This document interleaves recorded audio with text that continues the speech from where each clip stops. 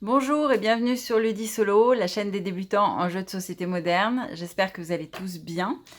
Alors, aujourd'hui, on va parler de termes un petit peu barbares, de PNP, de Kickstarter. Alors, ceux qui connaissent parfaitement le jeu de société moderne ne seront absolument pas surpris et savent déjà tout à fait de quoi je parle. Mais ceux qui découvrent, les vrais débutants, je pense que là, vous vous demandez qu'est-ce que je suis en train de raconter. Alors, en préambule, avant de vous expliquer tout ça, je voulais vous rappeler que dans la vidéo précédente sur It's a Wonderful World, tout à la fin de la vidéo, j'ai proposé un challenge pour ceux qui ont le jeu ou qui souhaitent l'acquérir dans les prochaines semaines. Je vous ai proposé un challenge, je vous explique avec quelle carte démarrer. Et donc, vous pouvez me mettre votre meilleur score en commentaire dans la vidéo sur It's a Wonderful World. Et puis, dans un mois ou deux, on regardera quels sont les meilleurs scores et on citera dans une vidéo quel est le gagnant du challenge. Alors, revenons à notre sujet d'aujourd'hui, sujet très mystérieux, qui est donc le PNP et le Kickstarter.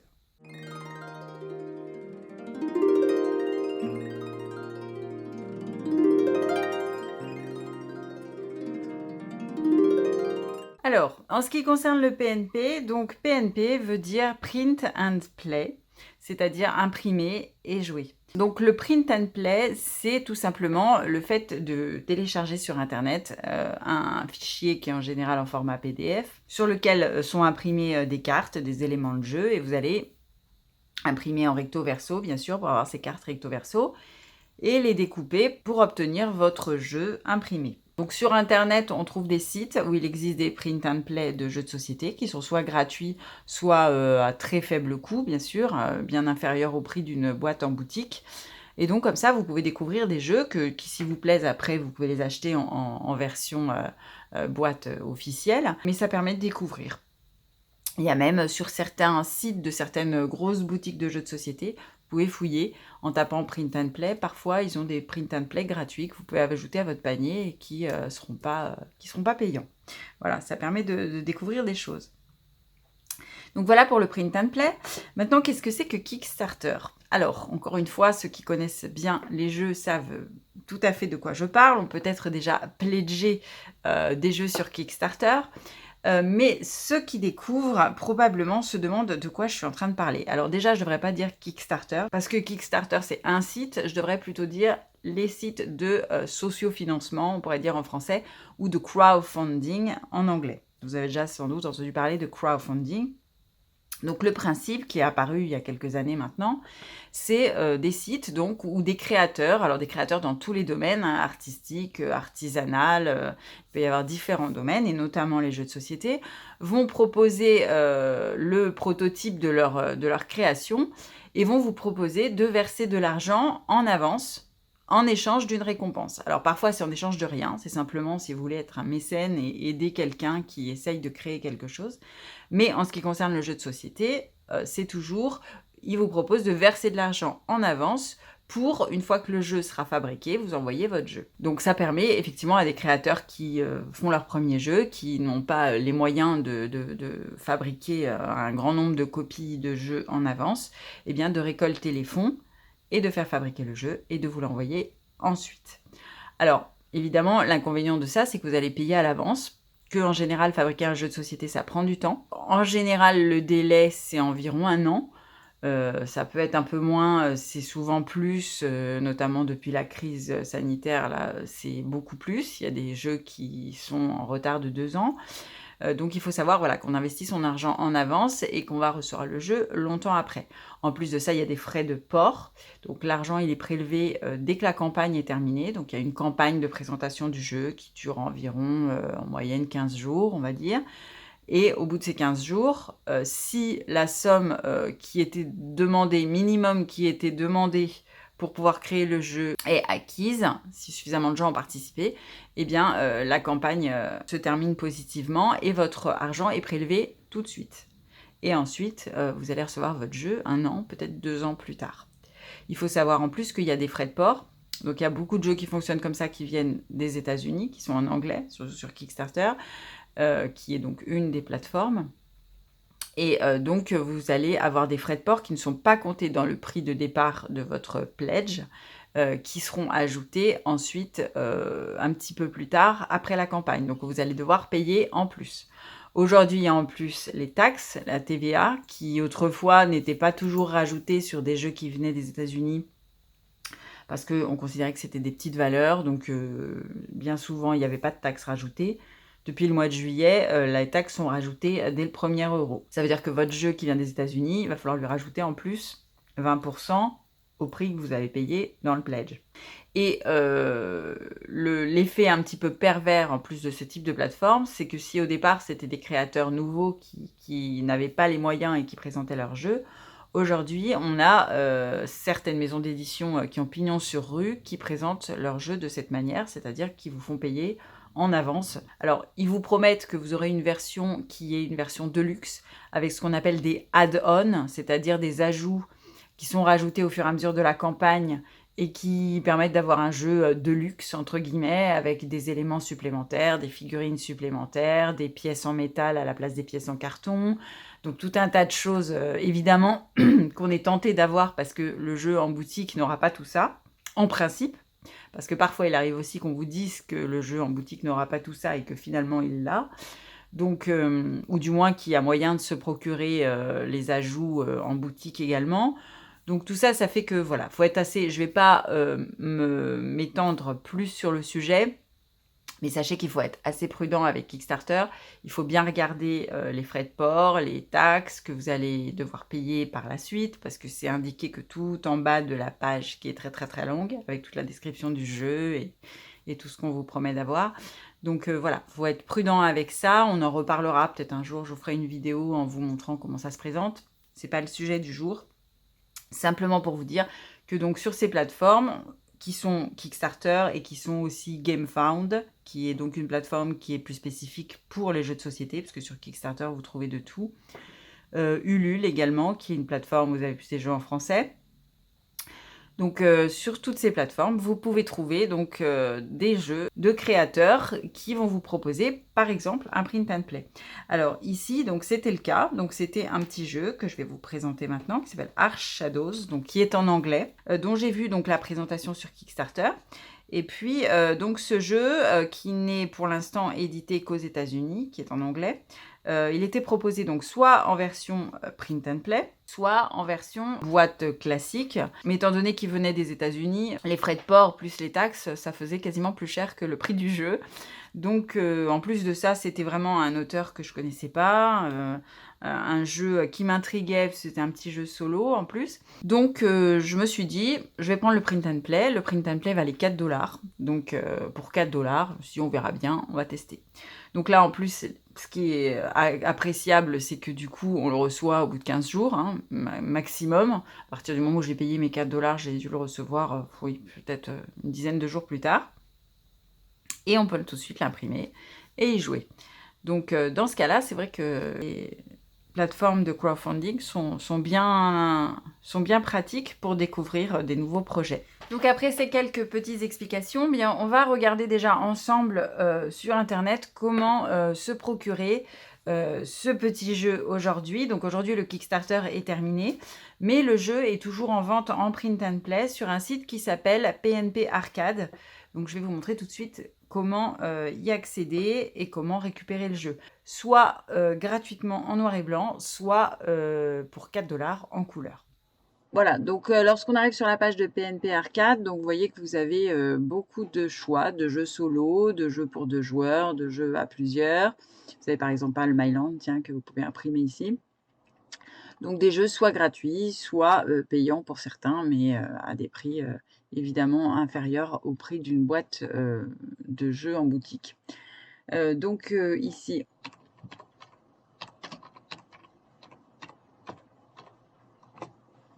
voilà, et donc vous voyez que vous avez deux possibilités. Donc vous avez le preview pour Kickstarter, donc qui était en noir et blanc. Donc si vous allez sur celui-ci, eh bien on peut l'ajouter pour 0 $. Mais vous aurez une version à imprimer en noir et blanc. Ou sinon, vous avez la version en couleur classique qui vaut 4 $. Voilà, donc au choix, je vous mets donc le lien dans la dans la description de la vidéo. Alors, Arch Shadows, c'est donc un petit jeu qui a été conçu par Rachel Brunner, dont les illustrations sont de Ben Flores et qui est édité par Michael Lee et publié par Wonderspell Games. Donc aujourd'hui, je pense qu'il existe une boîte aux États-Unis.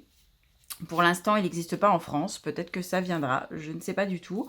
Donc le jeu est en anglais. Il y a quelques textes sur les cartes. Donc en fait, ce que j'ai fait, c'est que je ne vous ai pas traduit toute la règle du jeu. Mais j'ai fait un fichier pour traduire les principaux textes sur les cartes. Voilà. Il n'y a pas beaucoup de texte. Ça tient en une page.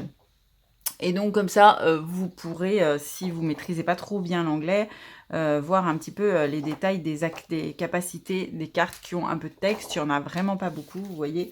Donc ça sera assez facile. Puis après, si vous regardez bien la vidéo d'explication, je pense que vous pourrez y jouer sans avoir besoin de relire la règle du jeu. Donc je vous ai mis le lien de mon petit fichier avec les traductions des cartes dans la description de la vidéo également. Alors, comment se présente ce petit jeu? Donc, c'est un petit jeu de 56 cartes. Je les ai plastifiées. Hein. Alors, juste petit conseil, ça aussi, si vous comptez vous offrir quelques print and play, ou même pour, parfois, il y a sur Internet, on trouve des modes solo pour des jeux qui ne sont pas solo. Et il y a des modes solo qui ont été créés, soit directement par l'éditeur, soit par des fans du jeu, pour pouvoir jouer en mode solo, avec parfois des automas avec des cartes que vous devrez aussi imprimer.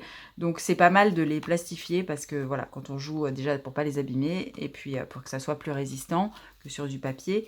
Et puis ça vous donne quand même l'illusion que vous avez un petit jeu qui est bien, qui est presque professionnel.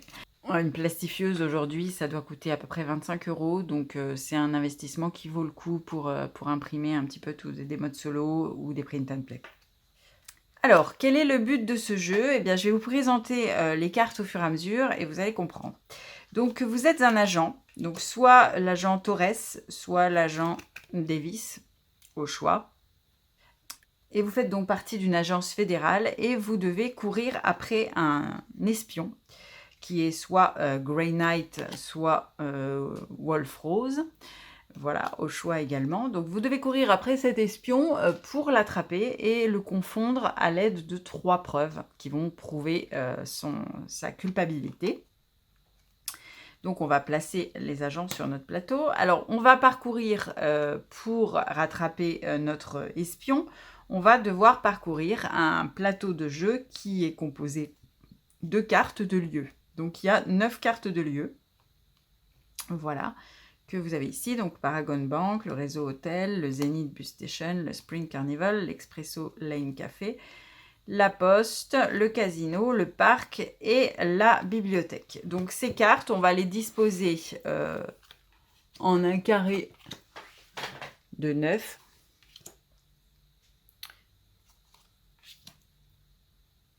Cartes. Alors vous allez voir qu'elles seront un petit peu plus séparées que ça au niveau écartement quand je vous montrerai la mise en place finale, puisque il va falloir intercaler des cartes entre. Mais voilà, en gros, donc notre plateau de jeu, ça va être ces lieux qui vont être bien sûr disposés au hasard au départ et sur lesquels notre agent et l'espion vont se balader.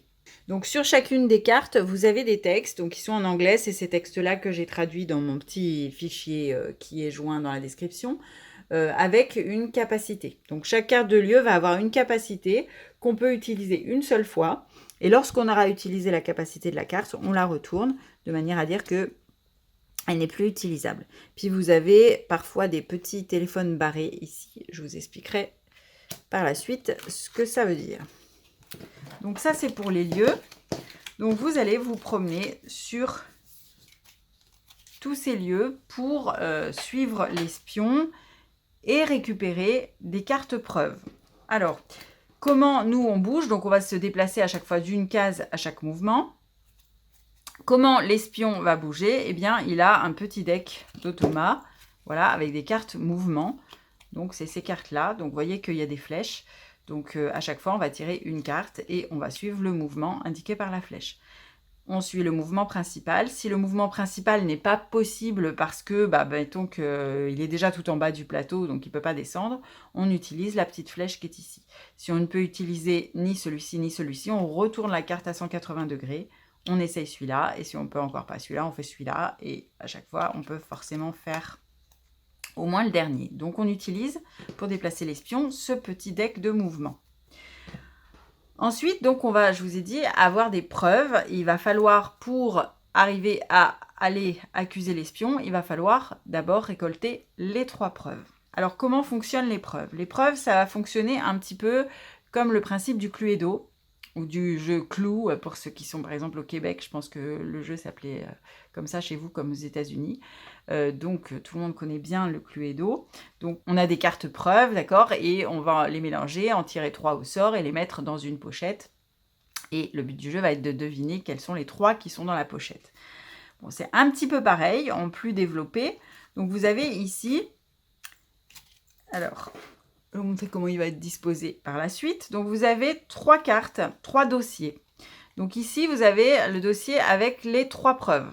Donc les 3 cartes qui vont être mises aléatoirement derrière ce dossier sont les 3 preuves que vous devez récolter pour aller accuser votre espion et le confondre et pouvoir l'arrêter. Ensuite, vous avez un autre dossier avec ce qu'ils appellent un red herring, qui veut dire en français un hareng rouge, mais on ne le traduira pas comme ça, qui veut dire un leurre, en fait une fausse preuve. Donc celle-là, vous ne devez absolument pas l'avoir dans votre main à la fin du jeu. Sinon, si vous accusez l'espion alors que vous avez cette carte dans votre main, eh bien, vous perdez la partie. C'est une des causes pour perdre la partie. Je vous dirai après, il y en a plusieurs. Et ensuite, vous avez un dossier avec 4 fausses pistes. Voilà, qui ne vous mèneront nulle part, mais qui vous permettent, si vous avez découvert par exemple les 4 fausses pistes, ça vous permet de déduire que donc les vraies pistes sont dans l'autre dossier. Parce que vous allez voir qu'au cours du jeu, on va dévoiler certaines preuves, mais on n'aura peut-être pas le temps de les dévoiler toutes, donc il va falloir essayer de déduire si on a trouvé celles qui sont là, donc les autres sont forcément là. Donc ici, vous avez ensuite donc tous les objets qui vont se trouver derrière ces cartes au début du jeu. Donc on les appelle les confiscated items. C'est tous les objets qui sont soit des fausses preuves, soit des vraies preuves. Alors vous voyez qu'il y a un certain nombre d'objets, photos, téléphone, passeport, caméra cachée. Et donc au début du jeu, on va mélanger toutes ces cartes et en faire des paquets. Donc ici, on vous dit qu'on en met 3, qui seront donc les preuves que vous devrez trouver pour accuser votre espion. Ici, on va en mettre une derrière le leurre, derrière le red herring, et on en a normalement 4 pour mettre derrière les fausses preuves. Voilà, donc ça, ce sera sur le côté. Vous allez voir quand on fera la mise en place complète. Ensuite, on a, donc je mets ces petits dossiers de côté. Ensuite, on a des cartes Discovery, découverte. Alors, ces cartes Discovery, elles sont composées de 2 sortes de cartes. Voilà, 3 sortes même. Donc, vous avez déjà les cartes objets. Donc, les mêmes cartes objets que vous aviez dans l'épreuve. D'accord? Donc, celles-là, elles sont dans le deck Discovery. Ces cartes, on va pouvoir les acquérir au cours du jeu en se promenant sur les différents lieux. C'est pour ça que tout à l'heure, je vous disais, les lieux, ils vont être un petit peu écartés pour intercaler des cartes. Sur chaque lieu, on va pouvoir trouver des cartes Discovery. Et vous allez pouvoir, à chaque fois que vous vous déplacez, piocher une carte Discovery qui va vous servir à rajouter à votre main. Donc ici, vous avez tous les objets que vous trouvez sous ces 3 catégories. Mais vous avez aussi des cartes indices. Vous voyez qu'ils sont symbolisés par des petites empreintes digitales. Donc, à chaque fois, vous avez une carte vaut un indice. Et puis, vous avez une seule carte qui vaut 2 indices précieuses, celle-ci. Donc, ils sont également mélangés avec vos cartes d'objets. D'accord. Donc, quand vous allez piocher les cartes, ce sera soit vous allez tomber sur un objet, soit vous allez tomber sur un indice. Et ces indices que vous allez récolter dans votre main vont vous servir à acheter des preuves. C'est-à-dire à dévoiler les preuves derrière chaque dossier. Donc, vous voyez qu'ici, vous avez un petit chiffre. Donc, ici, 2. Ça veut dire que pour dévoiler une preuve, une vraie preuve, donc celle qui vous importe le plus, il va vous falloir donner 2 indices. Donc, il faut qu'au cours du jeu, vous ayez récolté 2 indices. Pour avoir l'heure, il vous faut 3 indices, ou bien un seul si vous avez déjà révélé une carte vraie preuve. Et puis pour dévoiler une fausse preuve, une fausse piste, il vous faut un indice. Voilà. Donc si vous n'avez pas assez pour dévoiler une vraie, parce que vous n'arrivez pas à piocher des cartes indices, au moins vous pouvez dévoiler une fausse et déjà savoir avoir une idée sur celles qui ne sont pas là-dessous. Donc vous avez donc dans les cartes Discovery des indices et vous avez également, sinon ça serait pas drôle, des bombes. Alors les bombes, on va voir comment on les place dans le deck, je vais vous expliquer ça après. Donc chaque bombe, si vous tombez sur une bombe, pour désamorcer la bombe, vous devez défausser une des cartes de votre main. Si vous n'avez pas de carte à défausser dans votre main, vous mourrez. Ou alors, vous pouvez utiliser le kit de désamorçage, qui n'est valable qu'une seule fois. Donc si vous tombez sur une bombe et que vous ne voulez pas défausser une carte de votre main, parce qu'elles sont toutes précieuses, ou bien si vous n'en avez pas, eh bien vous pouvez utiliser cette carte, vous la retournez une fois qu'elle est utilisée, et vous ne pourrez pas l'utiliser une deuxième fois. Ça vous permet de désamorcer une bombe. Si vous n'avez rien pour désamorcer la bombe, vous mourrez et le jeu est terminé. Donc c'est la deuxième manière de perdre si vous tombez sur une bombe et que vous ne pouvez pas la désamorcer. Donc tout ça, ce sera notre paquet Discovery. On va voir comment on va le préparer. Ensuite, donc, vous avez dans votre main donc, cette carte désamorçage de bombe. Vous avez également une carte puce électronique de traçage. Alors, on va expliquer comment on utilise cette puce dans un instant. Et puis, vous avez un petit compte à rebours, puisque au bout d'un moment, au cours du jeu, si il n'y a plus de carte Discovery sur les lieux où l'espion se déplace, on va commencer à considérer que l'espion est en fuite, on the run, dans la règle du jeu anglaise, en fuite. Et à partir du moment où il est en fuite, à chaque fois qu'il va se rendre sur un lieu où il n'y a plus de carte Discovery à piocher, on va retourner d'un cran de 90 degrés la carte compte à rebours. Donc cette carte compte à rebours, elle sera au début du jeu sur 4. Et lorsque l'espion va commencer à être en fuite, chaque fois qu'il va être sur une case où il n'y a pas de carte à piocher, où il n'y a plus de carte Discovery, on va tourner d'un cran. Et lorsqu'on va arriver sur le dernier cran, la partie est également terminée. On a perdu si on n'a pas encore réussi à accuser l'espion. Alors, concrètement, pour préparer notre plateau. Donc déjà, on a nos 3... Alors ça, j'y reviens pas. On a préparé toutes nos preuves. On ne sait pas quelles sont les 3 vraies preuves. Le red herring et les fausses preuves. Alors celle-là, donc je vais les sortir du cadre. Je vais vous montrer comment on prépare le reste du plateau. Donc ici, dans votre main, donc ça sera la main qui sera en dessous. Je vais l'enlever après. Donc dans votre main, vous avez cette petite carte qui sera pour la fin si l'espion est en fuite.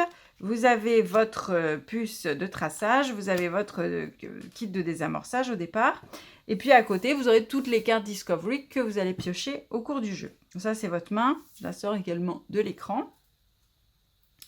Ensuite, donc au début du jeu, on va installer toutes nos cartes lieux et on va les poser avec un décalage.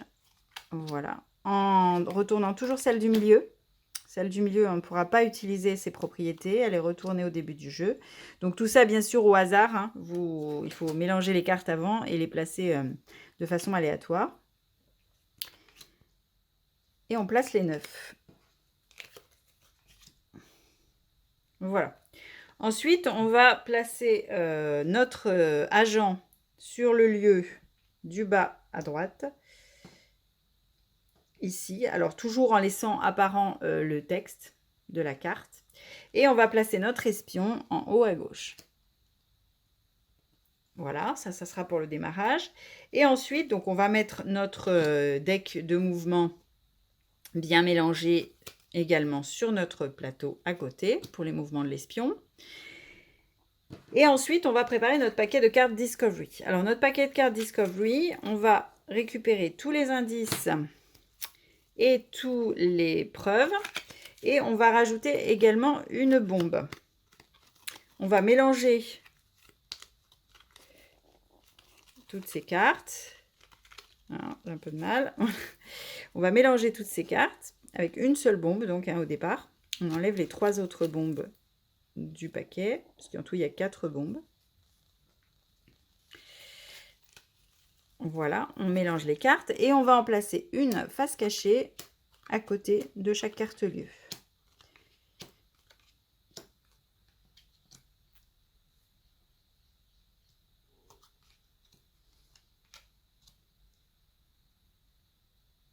Voilà. Ensuite, on va rajouter les 3 bombes aux cartes restantes. Donc, dans les cartes de départ, vous voyez qu'il y a une seule bombe possible. Hein, il ne peut pas y en avoir plusieurs. Et on va rajouter toutes les cartes restantes, toutes les bombes restantes. Remélanger tout ça. Et ce sera notre deck de cartes. Voilà. Donc, au départ, on n'a pas de cartes dans notre main. Et donc, en gros, à chaque tour de jeu, donc le nombre de tours de jeu, il dépend du jeu. Hein, parfois, on va arriver plus vite que d'autres fois à trouver quelles sont les 3 preuves et à aller accuser notre espion. Parfois, ça prendra plus de temps. Donc, il n'y a pas un nombre de tours déterminé au départ. Mais il va y avoir un certain nombre de tours au cours desquels il va se passer les actions suivantes. Donc, d'abord, vous allez vous déplacer. Donc, d'un lieu, soit vers la droite, vers la gauche, vers le haut, vers le bas, ou en diagonale également, vous avez le droit. Donc, vous vous déplacez d'une case et vous piochez la carte Discovery qui se trouve à côté de ce lieu. Ici, une bombe, j'ai pas de chance.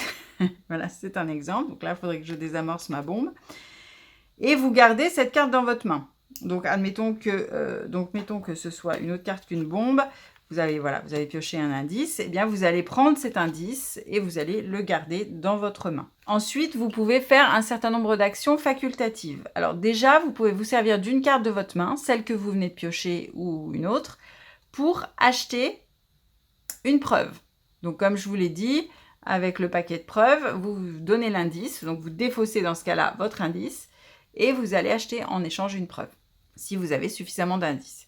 Donc ça, c'est une action possible, facultative, que vous n'êtes pas forcément obligé de faire. Vous pouvez également, dans les actions facultatives, activer le pouvoir d'une carte. Donc ici, encore mauvais exemple, parce qu'il n'y a pas de texte, puisque c'est la case centrale. Mais si vous étiez ici, par exemple, eh bien, vous pouvez choisir d'activer le pouvoir de cette carte, qui dit ici, durant le prochain tour de l'espion, il peut seulement bouger en diagonale. Et dans ce cas-là, si je veux activer cet effet, donc quand l'espion va jouer, il ne pourra bouger qu'en diagonale. Il faudra piocher une carte jusqu'à temps qu'il y ait une carte où il ne peut aller en diagonale. Et dans ce cas-là, si je choisis d'activer l'effet de la carte, je retourne ma carte. Elle ne peut plus être activée une deuxième fois. Voilà, donc ça c'est la deuxième action possible, si vous êtes sur une carte qui a encore son effet actif. Et troisième action possible, vous pouvez placer la puce de traçage. Alors la puce de traçage, dernière chose que je vous explique, après on va commencer à jouer. Donc la puce de traçage, il faut obligatoirement l'avoir utilisée, l'avoir activée et utilisée 2 fois avant d'aller accuser votre espion.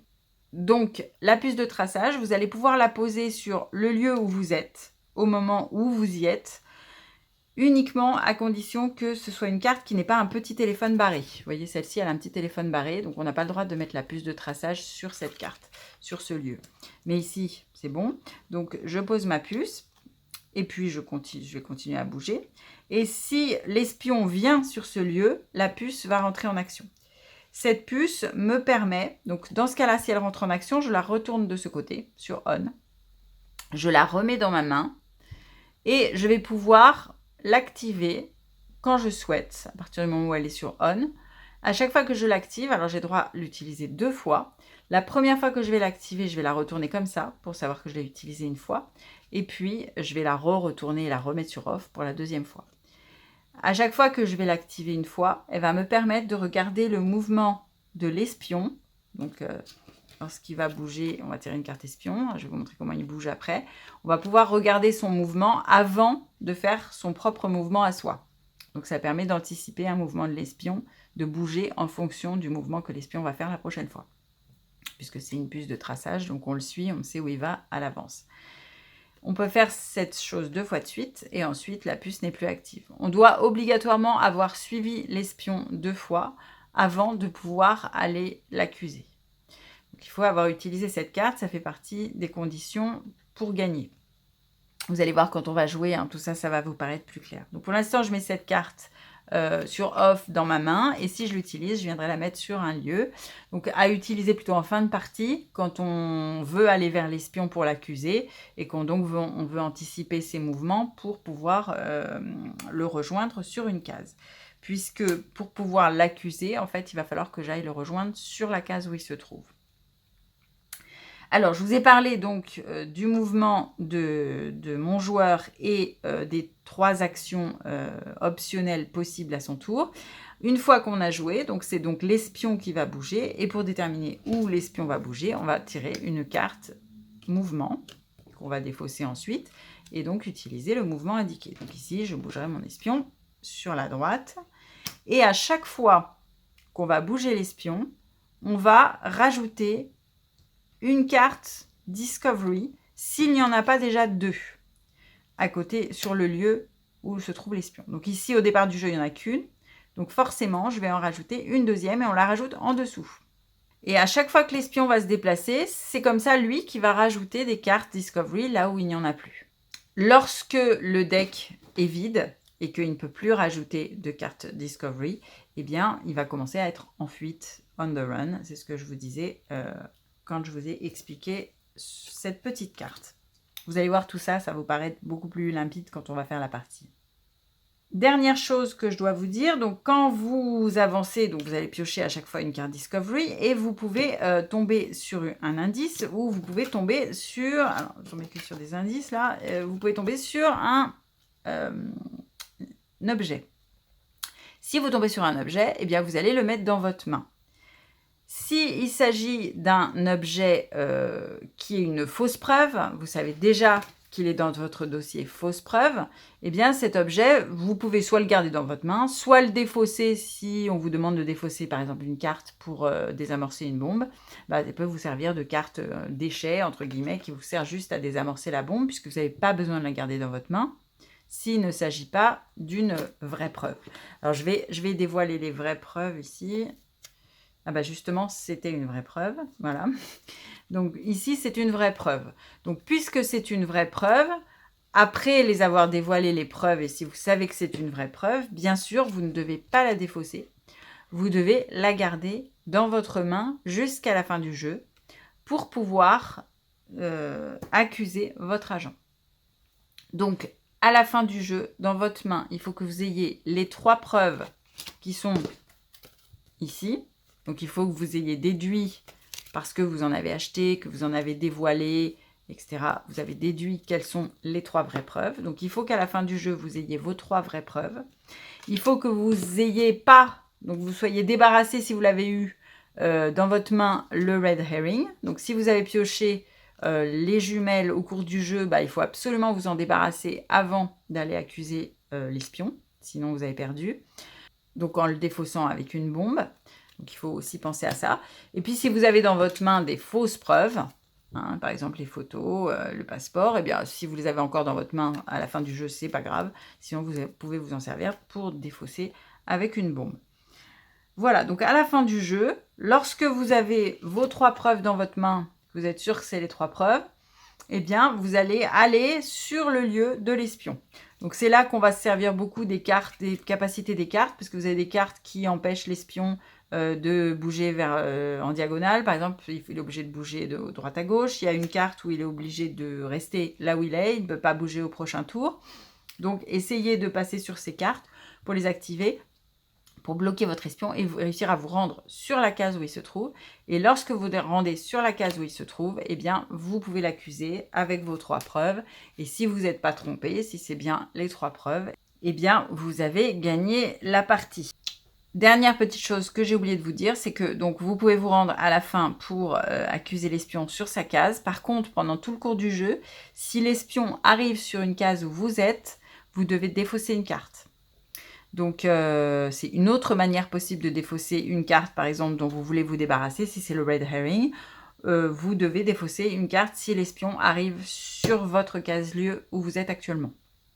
Alors, parfois, ça ne nous arrange pas, parce que si on a dans sa main par exemple, ces 2 cartes qui sont une preuve que je dois garder, et puis un indice que j'ai l'intention d'utiliser au prochain tour, si vous devez défausser absolument une carte, vous êtes obligé de vous séparer de votre indice, puisque bien sûr, si vous vous séparez de votre preuve, le jeu est terminé. si c'est une vraie preuve. Sachant qu'une fois que la carte est défaussée, elle n'est plus jamais utilisable au cours du jeu. Hein. On ne remet pas de carte Discovery défaussée dans le deck. Une fois que le deck est passé, c'est terminé. L'espion est en fuite et vous ne pourrez jamais récupérer la preuve que vous avez défaussée. Voilà, alors juste très rapidement, je vous montre les textes qui sont sur les cases et sur les cartes. Et puis ensuite, on va faire une vraie mise en place en vue de plus loin et on va démarrer le jeu. Alors, sur cette carte, vous avez, durant le tour de l'espion, durant le prochain tour de l'espion, il peut seulement bouger en haut ou en bas.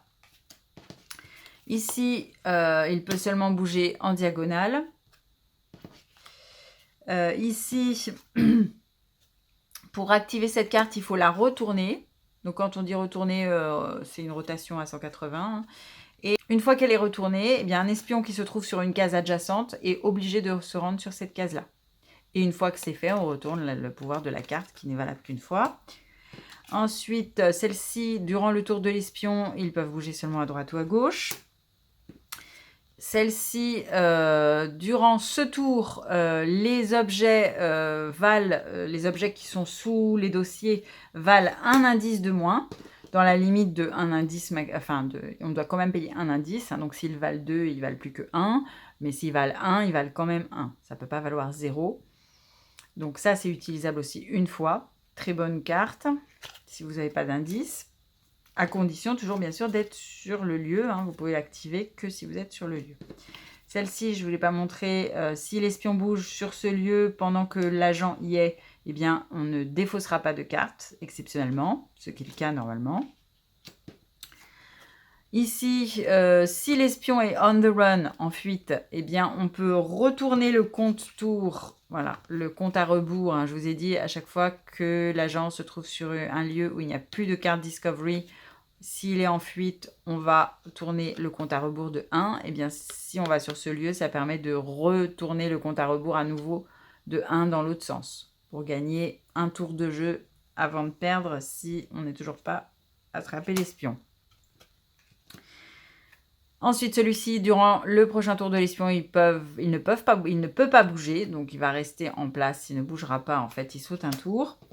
Et celui-ci, durant votre prochain tour, vous pouvez aller sur n'importe quel autre lieu du plateau, même s'il n'est pas adjacent à votre carte. Voilà. Je pense que tout ça est peut-être un peu brumeux. On va faire la vraie mise en place avec l'ensemble du jeu. Et puis, on va commencer à jouer. Vous allez voir, ça va vous paraître limpide à la fin. Donc, on va démarrer la partie. Alors, c'est vu d'un petit peu loin. Je suis désolée, on ne voit pas très bien les cartes, mais il y a beaucoup de choses sur le plateau. On va essayer de faire comme ça. Donc, je vous rappelle, donc l'agent que nous représentons, l'agent Torres, se trouve en bas à droite. L'espion se trouve en haut à gauche. Et on va pouvoir démarrer. Donc, je me déplace en premier. Donc, je vais aller, par exemple, ici. Et donc ici, je vais retourner la carte Discovery et la garder pour moi. Donc ici, il s'agit d'un indice. Donc je vais le mettre dans ma main. Et je peux effectuer une action supplémentaire à partir du moment où je me suis déplacée. Donc je peux éventuellement pour l'instant, par exemple, acheter une fausse piste. C'est le seul que je peux, parce que ici, c'est 1, ici c'est 2, ici c'est 3. Pour l'instant, je n'ai pas d'évidence déjà achetée, donc ça me coûterait 3 de dévoiler le red herring, le leurre. Donc, je peux éventuellement acheter une fausse piste, mais le problème, c'est que je n'ai qu'une seule carte, et si jamais je tombe au prochain tour sur une bombe, étant donné que je dois défausser une carte en même temps que ma bombe pour la désamorcer, à moins d'utiliser mon kit de désamorçage, mais qui n'est valable qu'une seule fois, donc à garder précieusement si possible pour un cas où on ne pourrait pas faire autrement. Donc je ne vais pas tout de suite, dès le premier tour, acheter une carte, parce que je la garde au cas où j'en aurais besoin pour la défausser avec une bombe. Bon. Donc c'est au tour de l'agent, donc je vais retourner son automat, et vous voyez que donc j'utilise la flèche la plus grande, on me dit qu'il va à droite. Donc il va ici. Et puisqu'il n'y a bien sûr qu'une seule carte sur cet emplacement pour l'instant, au moment du déplacement de l'espion, je rajoute une carte sous la première. Voilà, donc il y aura désormais 2 cartes pour l'instant, maximum 2. C'est à mon tour de jouer, donc je vais me déplacer. Alors, je peux revenir en arrière, hein. Il n'y a rien qui indique dans la règle du jeu qu'on n'a pas le droit de revenir à sa précédente place, puisque je n'ai pas encore découvert cette carte-là. Je peux avancer vers la gauche. Alors, si je m'approche de l'espion, ça peut être risqué, puisque si sa prochaine carte de mouvement, si par exemple je vais ici et que sa prochaine carte de mouvement est une descente vers le bas, il va se retrouver sur ma case, et donc je devrais défausser une carte de ma main. Donc, il vaut mieux éviter pour l'instant de s'approcher trop de lui, pour pas être obligé de défausser tout de suite des cartes. On n'en a pas beaucoup pour l'instant. Donc, je vais aller par exemple à gauche. Voilà, pour l'instant, je ne lis pas les propriétés qu'il y a en dessous, hein, puisque je vous ai dit tout à l'heure, a priori, on ne les utilise pas dès le début du jeu, on va les utiliser plutôt en fin de partie, quand on va courir après l'espion, et qu'on va essayer de se retrouver du coup sur sa case pour pouvoir l'accuser. À ce moment-là, on va utiliser plus les capacités et les propriétés des cartes. Pour l'instant, puisque une fois qu'on les a utilisées, on retourne la carte, on ne peut plus utiliser la propriété. Donc il faut vraiment la réserver au moment où on va en avoir besoin. Donc pour l'instant, je n'en tiens pas compte et simplement je prends la deuxième carte. Ah, vous voyez, j'ai bien fait de garder celle-ci. Donc une bombe. Donc puisque c'est une bombe, je dois défausser une carte de ma main, ou alors j'utilise mon kit de désamorçage. Bon, je vais garder mon kit de désamorçage. Pour l'instant, je vais défausser cette carte. Donc je défausse ma bombe et je défausse mon premier indice que j'avais découvert. Donc c'est au tour de l'espion. Donc l'espion va bouger vers le bas. Ouais, j'ai bien fait de ne pas aller vers le haut. Donc il bouge ici et il va de nouveau rajouter une carte sous la première. C'est à mon tour de jouer. Donc là, de toute façon, l'espion est au centre, donc je vais être obligée de m'approcher de lui de toute manière. Enfin, quelle que soit l'action que je vais faire, je vais me retrouver à une case de lui. Donc je vais essayer d'aller vers le haut en espérant que ce n'est pas là qu'il ira. Alors, je vais prendre donc cette carte. Alors, c'est de nouveau un indice. Donc pour l'instant, hein, je vous rappelle que dans les cartes Discovery du début de la partie, il y avait une seule bombe. Donc a priori, sur les emplacements où il n'y a qu'une carte, puisque là l'espion en a rajouté, mais sur les emplacements où il n'y a qu'une carte, il n'y a plus de bombe pour l'instant. Donc sachant cela, si je continue à me déplacer ici la prochaine fois, je suis sûre qu'il n'y aura pas de bombe, donc je peux peut-être utiliser ma carte clou. J'ai aussi une activation possible ici qui pourrait être intéressante éventuellement. On me dit que pendant votre prochain tour, vous pouvez bouger vers n'importe quel lieu.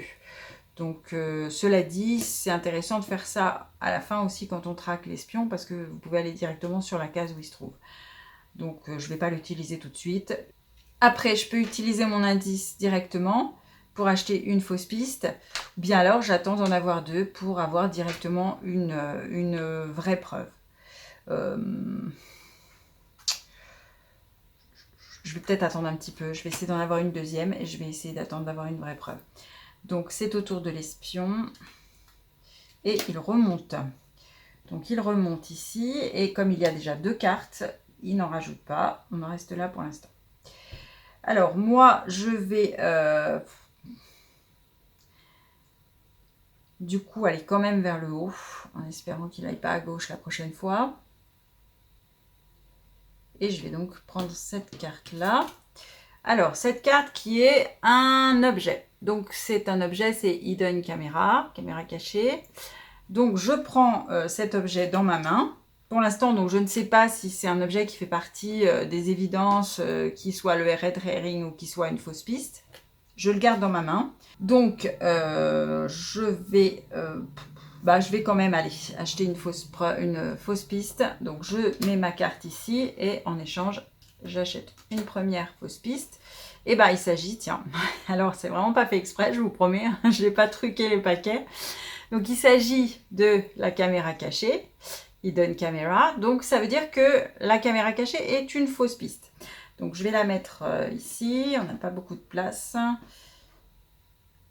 Voilà, donc ça veut dire que ma carte que j'ai dans ma main de Hidden Camera, je peux très bien la défausser à tout moment si je j'ai besoin de défausser une carte si jamais j'ai une bombe.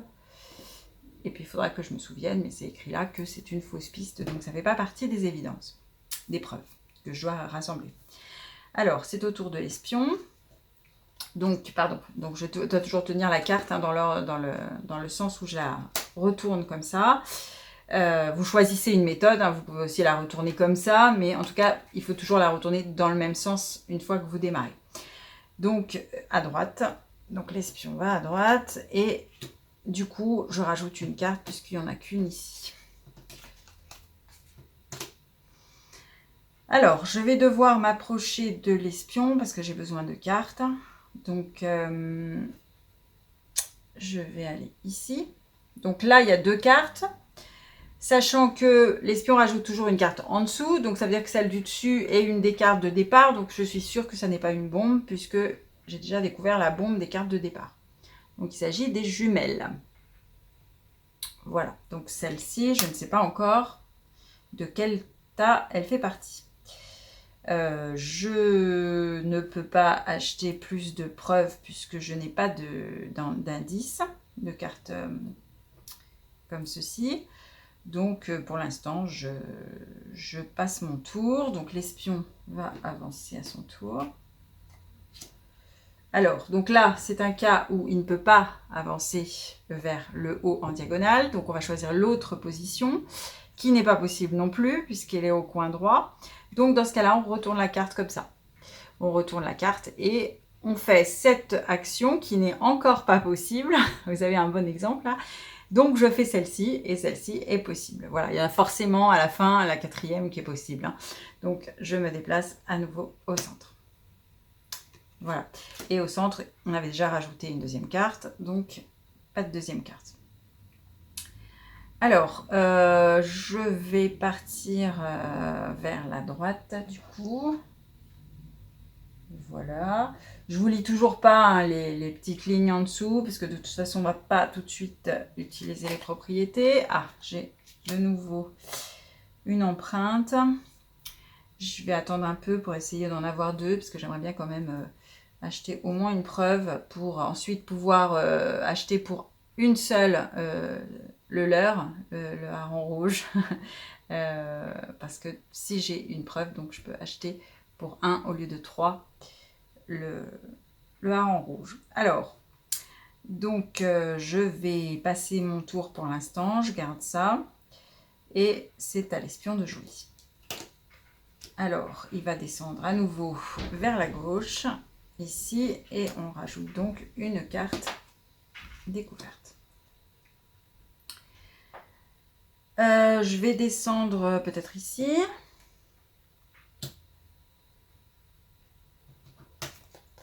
Voilà, j'ai une 2e empreinte. Donc, je vais me servir de mes 2 empreintes pour, sachant que j'ai encore ça qui est en stock au cas où je tomberais sur une bombe, je pourrais défausser celle-ci, hein, puisque c'est une fausse piste.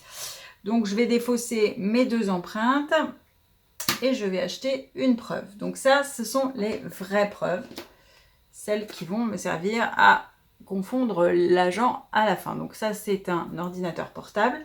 Donc je la laisse là. Donc je sais que l'ordinateur portable, si je tombe dessus dans les cartes Discovery, je dois absolument les garder jusqu'à la fin de la partie. C'est une des 3 preuves. Alors, je vais maintenant bouger l'espion. Alors, à nouveau, il ne peut pas bouger ici. Par contre, il peut bouger vers le haut. Et il rajoute une carte. À mon tour de jouer, je vais descendre vers le bas. Là, je sais qu'il s'agit encore de la carte d'origine. Et je récupère de nouveau une empreinte. Donc, je peux acheter avec mon empreinte la carte du leurre. Alors là, très important, il s'agit du pistolet, du gun.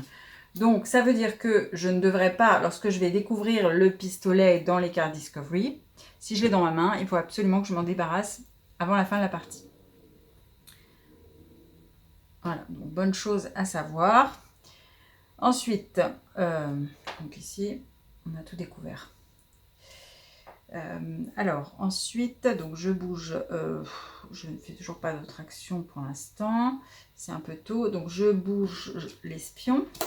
Donc vers la droite et le bas. Et on rajoute une carte. Alors à mon tour, je vais bouger du coup vers le milieu en espérant qu'il ne remonte pas au prochain tour. Et je trouve l'ordinateur. Donc cet ordinateur, je le garde dans ma main et il fait partie des preuves. Donc celui-ci, je dois absolument le garder jusqu'à la fin de la partie. Jamais le défausser, sinon j'ai perdu la partie.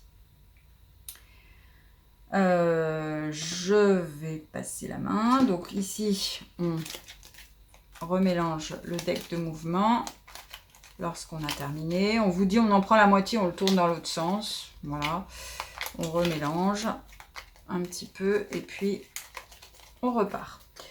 Donc je prends une carte. Donc il va vers la gauche et vers le bas, il ne peut pas le faire. Donc il va, mince, vers le haut.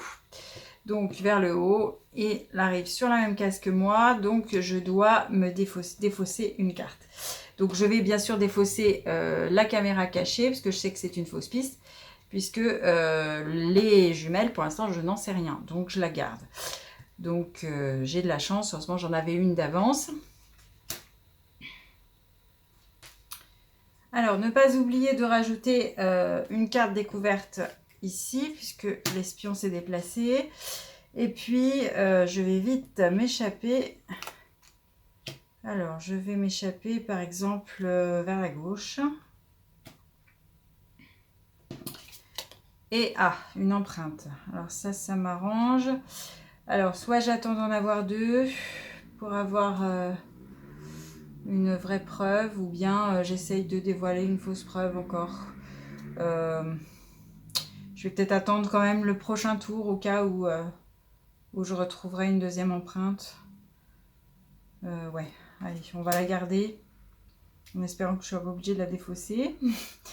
Alors, donc c'est au tour de l'espion et il va aller vers la droite. Donc, on rajoute une carte. Et je vais donc me déplacer, alors plutôt vers le bas. Il ne faut pas que je me rapproche de lui pour éviter qu'il me refasse défausser une carte. Je vais aller ici. On va commencer aussi à regarder les propriétés des cartes pour voir si elles peuvent nous intéresser, pour éviter que l'espion se rapproche trop près. Donc pour l'instant, je prends cette carte. Ah, c'est une bombe. Alors, bon, j'ai pas envie de défausser mes cartes parce que je ne sais pas encore si les jumelles sont une vraie preuve. J'ai pas envie de défausser ça parce que j'en ai pas beaucoup, j'ai du mal à en avoir. Donc je vais utiliser mon kit de désamorçage, donc à usage unique. Hein. Donc je le retourne côté désamorcé, voilà. Et donc je peux défausser la bombe sans défausser de carte. Mais c'est ma seule chance. Alors c'est au tour. Alors là sur cette carte, on me dit que si l'espion bouge sur ce lieu pendant que l'agent est ici, eh bien on retourne la carte et on ne défausse pas de carte. Donc ça c'est pas mal, mais là il est très loin de moi, donc pour l'instant il va de toute façon pas tomber sur moi tout de suite, du moins dans ce lieu, donc j'ai pas d'intérêt à activer la carte. Donc c'est à lui. Alors il remonte et il rajoute une carte en dessous.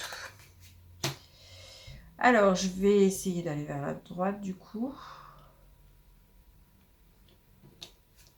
Et je trouve... le revolver. Alors le revolver, c'était mon hareng rouge, souvenez-vous, donc mon leurre. Donc il faut surtout pas que j'ai cette carte en fin de partie dans ma main. Donc celle-ci, il faut absolument que je la défausse. Donc espérons qu'on ait une raison de défausser une carte, du coup pour le coup cette fois-ci, pour me débarrasser de ce pistolet. Alors, est-ce que j'active la capacité de la carte? Donc celle-ci me dit, durant le tour de l'espion, il ne bouge pas, et retourner cette carte pour activer la carte. Alors, est-ce que je l'empêche de bouger? Je vais l'empêcher de bouger, et puis je vais commencer à poser ma puce de traçage. Parce qu'il ne faut pas le faire trop tard non plus. Là, j'ai déjà une preuve. J'ai ça dont je dois me défausser. Mais je vais vous montrer comment en plus marche la puce de traçage. Ouais, je vais poser ma... Donc je vais activer la propriété de cette carte qui me dit que durant le tour de l'espion, il ne bouge pas. Donc je l'active en la retournant. Hein, donc c'est la première fois qu'on active une carte. Donc si j'active son pouvoir, je la retourne. C'est à usage unique aussi. Et du coup, pendant le tour de l'espion, il ne bouge pas. Donc il reste là-bas. Du coup, c'est à nouveau à mon tour. Et je vais aller ici. Ah oui, alors par contre, ça tombe mal, je n'avais pas vu. Cette carte-là, elle a un téléphone barré. Donc ça veut dire que je ne peux pas mettre ma puce d'espionnage sur cette carte. Or, c'est pas mal de la mettre sur la carte du centre parce que du coup, il y a plus de chances qu'il passe par là. Mais là, c'est pas possible.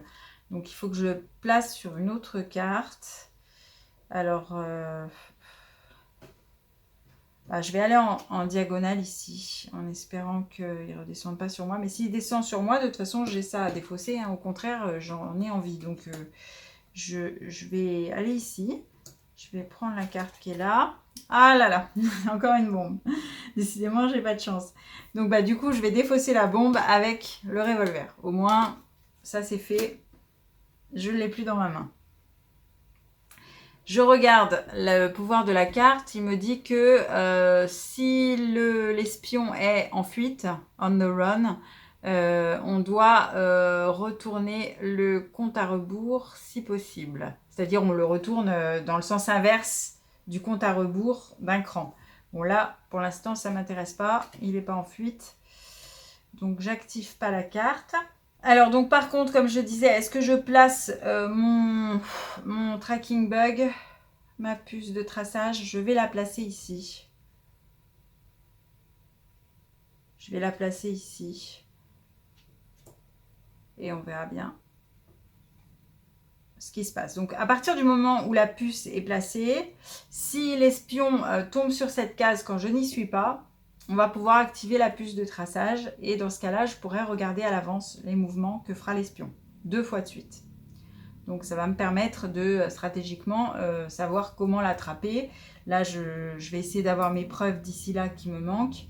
Et vous voyez, il faut un petit peu anticiper sur la fin de la partie pour être dans les temps. Il ne faut pas attendre d'avoir toutes les preuves pour commencer à le tracer parce que sinon on perd du temps. Et si on perd du temps, le deck de cartes découvertes, ça me nuise. Et quand il n'y en a plus, on commence à compter le compte à rebours, hein, je vous rappelle. Donc du coup, il faut essayer de faire les choses à peu près de façon chronologiquement correcte. Donc j'ai placé mon bug et donc c'est au tour de l'espion. Alors, il ne peut pas aller vers le haut en diagonale, donc il va vers la gauche. Et je rajoute donc une carte en dessous. Mais on n'a plus beaucoup de cartes découvertes. Hein, là. Il en reste 3. Alors, je vais repartir. Moi, je vais aller au milieu. Alors, photographie. Donc là, je ne sais pas si les photographies sont une vraie preuve ou une fausse preuve. Ou une fausse piste. Je tombe toujours pas sur de nouvelles empreintes. Est-ce que j'attends d'avoir une empreinte ou est-ce que je risque d'être obligée de défausser s'il tombe sur moi? Je pense que je vais utiliser tant pis mon empreinte pour voir une fausse preuve. Alors, c'est le passeport. Malheureusement, j'ai pas le passeport. Donc, ça veut dire que le passeport n'est pas une vraie preuve. Donc, si j'avais un passeport, je pourrais le défausser. Mais là, en l'occurrence, ça n'est pas le cas. Bon, ça veut dire que peut-être que ceux-là sont des vrais. Hein, donc, pour l'instant, il faut que je les garde absolument. Bon. Je ne peux pas rien faire d'autre pour l'instant. Donc, c'est à l'espion de jouer. Espérons qu'il ne descende pas. Alors, voilà, il descend. Donc, il descend ici. Il me retombe dessus. Et du coup, je dois... On va lui mettre tout de suite la carte en dessous parce que je vais oublier. Et du coup, je dois à nouveau défausser une carte. Alors là, pour le coup, je dois défausser au hasard. Je sais que c'est pas celle-là, mais entre ces deux-là, je vais en défausser une au hasard en espérant que ce ne soit pas une vraie preuve parce que sinon j'ai perdu. Donc, je vais défausser les photographies. Allez. Et c'est à mon tour. Alors, je vais m'échapper. Donc, il n'y a plus beaucoup d'endroits où il y a des cartes. Donc, je vais aller... je vais retourner. Alors, je peux regarder par rapport aux effets des cartes. Donc, je vais aller soit ici, soit ici. Alors, ici, durant le tour de l'espion, il bouge seulement à droite ou à gauche. Donc, ça, c'est pas mal parce que si je pouvais le forcer à aller là, ça m'arrangerait. Donc, je vais aller ici. Je prends déjà la carte. Ah, en plus, c'est une empreinte. Ça, c'est bien. Et donc, j'active la carte. Donc, durant le tour de l'espion, il ne pourra aller qu'à gauche ou à droite et non pas en diagonale ou en haut en bas. Et du coup, je la retourne puisqu'elle est activée. Donc, c'est au tour de l'espion. Et il ne peut pas... alors, du coup, quand on tombe sur des cartes comme ça, on va rejouer. Puisqu'il n'y a aucune carte qui est à gauche ou à droite. Il n'y a que des diagonales. Donc, je rejoue une autre. Et là, on me dit à droite. Alors, ça tombe bien. Je vais à droite. Et donc, il se retrouve sur la puce de traçage. Donc, la puce de traçage, dans ce cas-là, je la reprends et je l'active. Donc, ça veut dire que lors des 2 prochains tours, je vais pouvoir regarder le mouvement qu'il va faire avant mon propre tour. Donc, je pourrais anticiper pour le coincer éventuellement si d'ici là, j'ai trouvé toutes mes preuves. Donc, je le mets comme ça. On va tout de suite l'activer en la retournant la tête en bas. J'oublie pas de rajouter une carte ici puisque il s'est déplacé sur cette case. Et donc, j'active ma puce de traçage une première fois. C'est-à-dire que j'ai le droit de regarder donc le mouvement que va faire l'espion au prochain tour avant mon propre tour pour anticiper où il va aller. Donc, vous voyez qu'ici, il va aller, il ne peut pas aller à droite, donc il va aller à gauche ici. Donc, je ne fais pas encore son tour, mais je sais ce qu'il va faire au prochain tour. Alors, moi, je vais descendre du coup. Et, en plus, alors, une superbe empreinte avec 2. C'est la seule qui vaut 2 dans le paquet. Donc, celle-ci, je vais l'utiliser tout de suite pour trouver une des preuves. Donc, je l'utilise pour retrouver une des preuves. Et c'est le message codé. Je ne crois pas que je l'ai déjà eu, le message codé. Donc, je le mets ici. Donc, il y a le laptop et le message codé qui sont des vraies preuves. Donc, le tour de l'espion a lieu maintenant. Donc, il monte vers la gauche. Et on rajoute une carte, c'est la dernière carte. Donc, à partir de maintenant, puisqu'il n'y a plus de cartes découvertes, l'espion est on the run, il est en fuite. Ça veut dire qu'à chaque fois qu'il va se déplacer sur une case où il n'y a plus de cartes, on va commencer à tourner le compte à rebours. Donc le compte à rebours est sur 4, on va le tourner une fois comme ça, et si on le tourne comme ça, on a perdu. C'est une des causes d'échec de la partie pour nous. Donc pour l'instant, il reste comme ça. S'il va ici, il va faire tourner le compte à rebours. Alors, c'est à mon tour de jouer. On va remettre ça en place.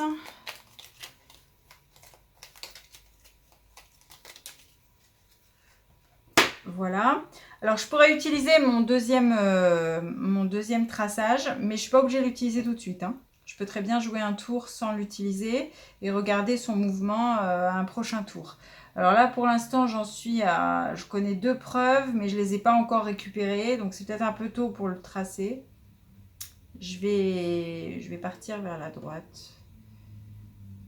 Essayer de récupérer encore des preuves.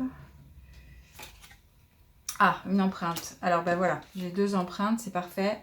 Donc, avec mes 2 empreintes, je vais regarder la 3e preuve.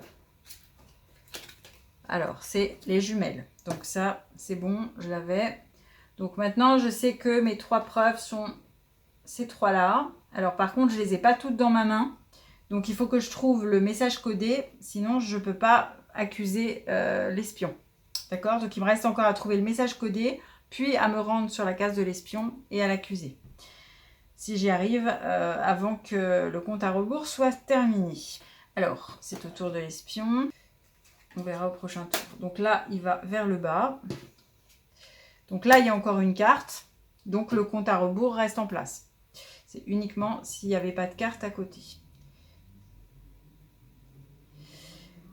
Alors moi, je vais monter vers le haut. Est-ce que avant je regarde son prochain mouvement ou est-ce que j'attends encore la fois d'après? Ouais, je vais regarder son prochain mouvement. Donc j'utilise ma deuxième action de puce de traçage. Donc du coup je la remets sur off. Elle est terminée. Et je regarde le prochain mouvement de l'espion qui sera un mouvement vers le haut. Je ne l'effectue pas, mais je sais qu'il va aller ici. Donc moi je vais aller là. Et encore une empreinte. De toute façon, je connais mes 3 preuves, donc ça ne sert plus à rien que je découvre des fausses preuves. Je connais les vraies. Donc ce qu'il faut maintenant, c'est que je trouve ma dernière carte message codé pour l'avoir dans ma main, pour pouvoir l'accuser. Donc je vais garder ça juste pour le défausser en cas d'urgence, pour éviter d'avoir défaussé mes vraies preuves. Donc je sais qu'il va bouger vers le haut. Voilà. Pas de compte à rebours, puisque toujours une carte ici. Alors là, je pourrais tenter le tout pour le tout et me déplacer sur lui, prendre la carte. Et si c'est le message codé, eh bien du coup, j'ai mes 3 dans la main et je peux l'accuser tout de suite. Le problème, c'est qu'il reste 4 cartes en jeu. Il y en a 2 là, une là, une là. Donc je ne sais pas du tout si je suis là, le message codé. Donc je ne sais pas si je prends le risque. Donc en tout cas, on a effectué le traçage. Hein. Donc de ce côté-là, on est bon, puisqu'il faut absolument avoir effectué les 2 traçages pour pouvoir accuser l'espion. Je ne vais pas prendre le risque parce qu'une chance sur 4, c'est trop dangereux. Donc je vais aller ici. De toute façon, s'il redescend sur moi, j'ai ça à défausser. Ah, c'est une bombe. Donc par contre, bah là, je suis obligée de défausser cette carte. Donc là, il ne faut absolument pas que il me tombe dessus parce que sinon, j'ai plus rien à défausser. Je suis obligée de défausser ma preuve. Et là, c'est terminé. Donc, espérons qu'il ne descende pas vers le bas. Alors, c'est bon. Donc, il descend en diagonale. Donc, du coup, il descend ici. Bon, il fait tourner le compteur d'un cran, puisqu'il n'y a plus de cartes. Mais ça va. Il ne m'oblige pas à défausser une carte. Donc, moi, je vais remonter. J'espère que cette fois-ci, je vais trouver la preuve. Est-ce que je vais là ou là? Ici, si je l'active, il ne pourra bouger qu'en diagonale. Donc du coup, il ne pourra pas revenir sur moi. Donc du coup, je vais peut-être aller là plutôt que là. Parce que là, j'ai plus de pouvoir. Donc je vais aller là. Donc ici, je vais prendre la carte déjà.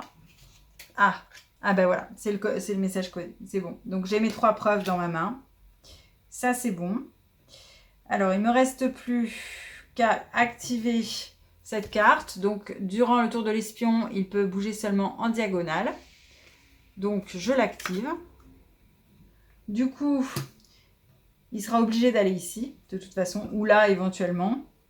Donc, on va voir. Donc là, il ne peut pas aller vers le haut à droite. Il ne peut pas descendre puisqu'il doit bouger en diagonale. Donc, si je la retourne, il doit aller ici. Donc, il va ici. Donc, le compteur tourne d'un cran parce qu'il n'y a plus de cartes. Donc, moi, soit je vais en diagonale ici, soit je descends ici. Je vous rappelle que j'essaye d'aller sur sa case pour pouvoir l'accuser et l'attraper. Alors, si je descends ici, j'ai encore un pouvoir ici qui me dit que si l'espion est